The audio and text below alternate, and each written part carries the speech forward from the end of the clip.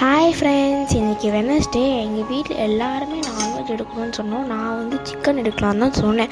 ஆனால் எனக்கு மீன் பிடிக்காதுன்னு தெரிஞ்சு மீனே எடுத்துட்டாங்க. எனக்கு பிடிக்கவே பிடிக்காது, அதில் சுத்தமாக மீன் குழம்பு பிடிக்காது. அதை தான் செய்வேன்னு சொல்லி செஞ்சுருக்காங்க. அது எப்படி செய்யணும்னு பார்ப்போம். அதுக்கு ஒரு சட்டியில் எண்ணெய் ஊற்றிட்டு வெந்தயம், சீரகம் அதை போட்டு நல்லா சீரகம் பொரியிற அளவுக்கு வறுத்துக்கணும்.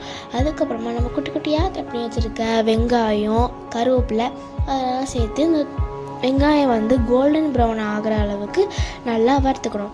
வெங்காயம் நல்லா கோல்டன் ப்ரௌனாக ஆனதுக்கப்புறம் அதில் தேவையான அளவு மஞ்சத்தூள் சேர்த்துக்கணும்.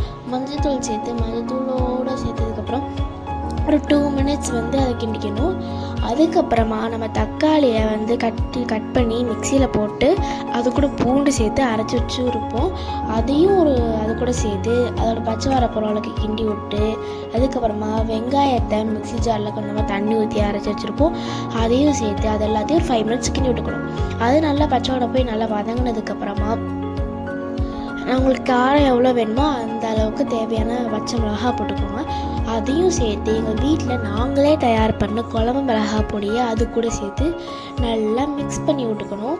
மிக்ஸ் பண்ணி அதில் கொஞ்சம் உப்பு போட்டுக்கணும். உப்பு போட்டு அதையும் நல்லா மிக்ஸ் பண்ணி தண்ணி ஊற்றிக்கணும். தண்ணி ஊற்றி அதை நல்லா கிண்டி விட்டுக்கணும். கிண்டி விட்டு கொஞ்ச நேரம் கொதிக்க விடணும். அது கொதித்த உடனே எப்படி இருக்குன்னு பார்த்துட்டு உங்களுக்கு அப்படியே இருந்தால் நீங்கள் அப்படியே ஓகே ஃபிஷ்ஷை அதில் போட்டுடலாம். இதில் தண்ணியான்னு நினச்சிங்கன்னா நீங்கள் தண்ணி இன்னும் கொஞ்சம் ஊற்றிக்கலாம். நாங்கள் தண்ணி ஊற்றிருக்கோம். தண்ணி ஊற்றிட்டு நீங்கள் உப்பு போட்டுக்கோங்க. அதுக்கப்புறமா நம்ம கழுவி வெட்டி வச்சுருக்க மீனை எடுத்து அதுக்குள்ளே சேர்த்துக்கணும். அதுக்கப்புறமா அது எல்லாத்தையும் ஒழுங்காக மிக்ஸ் பண்ணிவிட்டு கொதிக்க விட்டு இறக்குனா நம்மளோட இது ரெடி.